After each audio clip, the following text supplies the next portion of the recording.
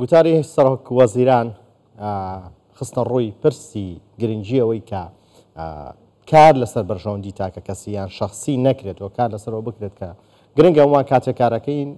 حزب حکوومەت لەسەر بەرژەوەندی گشتی کار بکات خەمی هاوڵاتیانی هەرێمی کوردستان و قاوەڕێی هەرێمی کوردستانی بێت. ئەم پرسە گفتوگۆکەین لەگەڵ بەڕێز دکتۆر سامان شاڵی شۆڕەکاری سیاسی لە هەولێرۆ لەگەڵماندا. دکتۆر سڵاو لێ بێ کاتت باش. دکتۆر شەو باش تو بخێراتی ji بۆ کوردستان 24 ئێرۆ دانێ ئێواری لە دەما بەربانگێ فتارێ سەرۆکوەزیر مەسعود بارزانî گوتارێک پێشێر کرد. گوتارە خۆدا کومەکە مەسجان پەیامان هەبوون بۆ ئاستێ ناوخۆیی ئاستێ هەرێمی ئاستێ جیهانی وەک شۆڕەکاری سیاسی بە خواندنەوە چێژ بۆ گوتارە سەرۆکوەزیر.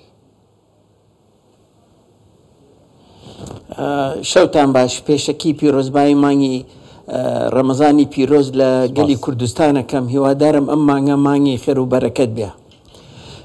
وتارەکەی سەرۆک وەزیران وتارێکی نەتەوەیی بوو وتارێک بوو کە داوای لە خەڵکی کوردستان کرد بەرژەوەندی شخصی و حیزبی نەکرێت لەسەر بەرژەوەندی گەلەکەمان. هیوادارین هەموو لایەک هەوڵ بدەین کە ئەم پەیامە تەرجمە بکرێ بە کردار چونکە کردار ئەوەیە کە بتوانین ئێمە میلەتەکەی خۆمان جارە پشگیری ئەم حکوومەتە بگرێ ئەم پێشنیارە بگرێت بۆ ئەوەی بتوانین هەنگاو بچینە پێشەوە و حیزبەکانی شەوڵی ئەوە بدەن کە ئەم وتارە ببێ بە بناغەیەکی تازە بۆ لاپەڕەیەکی تازە بۆ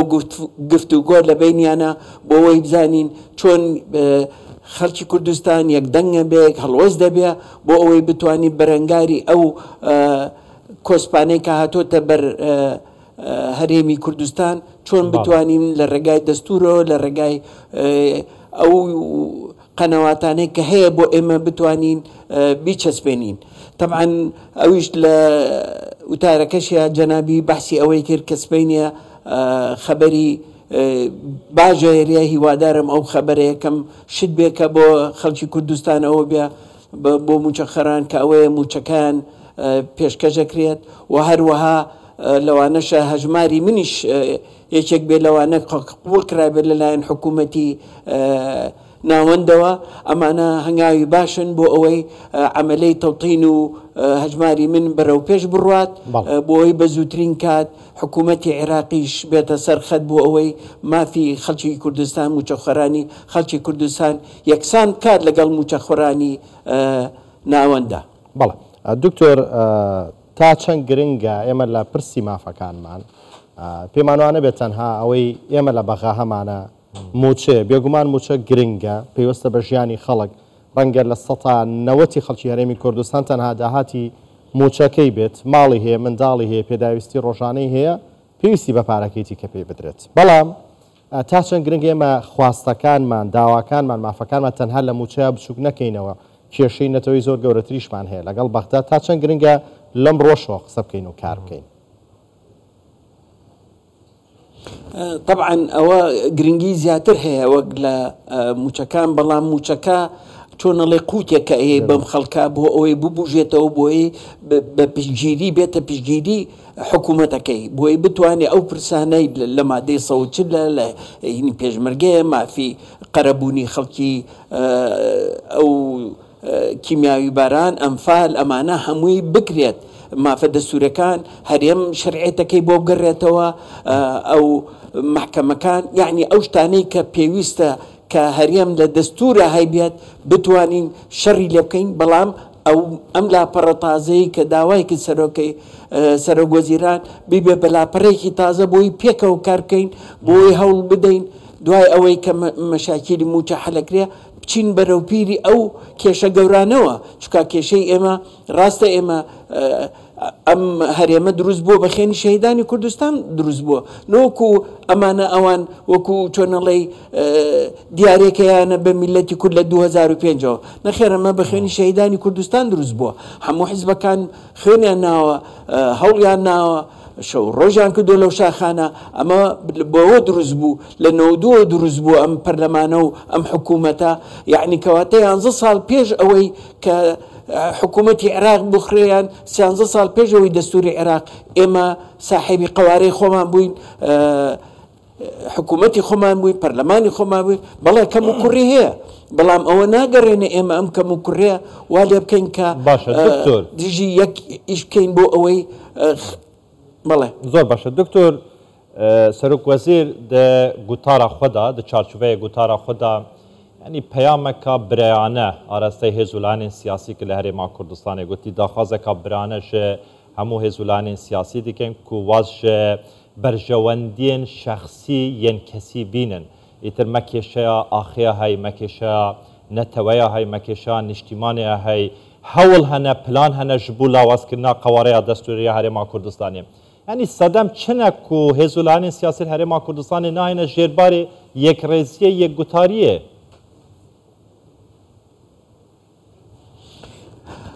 ئەوەش ئەبێت تەرجمە بکرێ بە هەستەکە بە نیەتەکە ئەم حیزبانە کە هەوڵ بدەن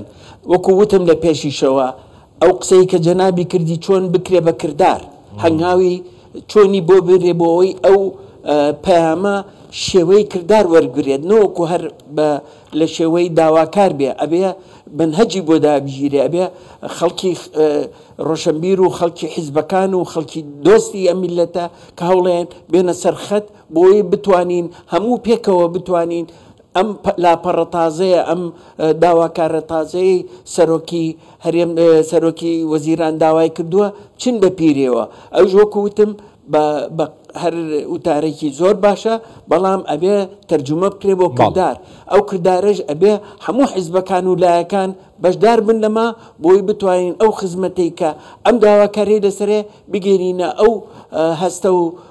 کە پێویستمان پێویستی بۆ خزمەتی گەلەکەمان بەڵێ دکتۆر هەر خودی و بیرۆکەی کە هەندێک جار لەنەو بەشێک لە حیزبەکانی کوردستانەوە سەرچاوەگرێت بۆ چێگەڕێتەوەی کە خۆی براوە بێت گرنگ نییە خۆی دەستکەوتیە بێ گرنگ نیەتر چی ڕواە چی بەسەر خەڵک دێ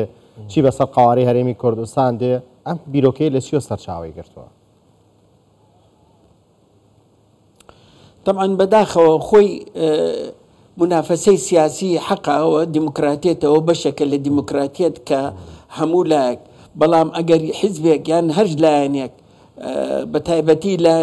سەرەکیەکان پارتی و یەکێتی ئەگەر خۆیان بە براوە بزانن لەسەر حسابی حیزبەکەی تر و لەسەر حسابی ملت هەر بە دۆڕاون چونکە هەمومان لە ناو یەک کەشکیان ئەبێ پێکەوە هەوڵ بین پێکەوە بگەینە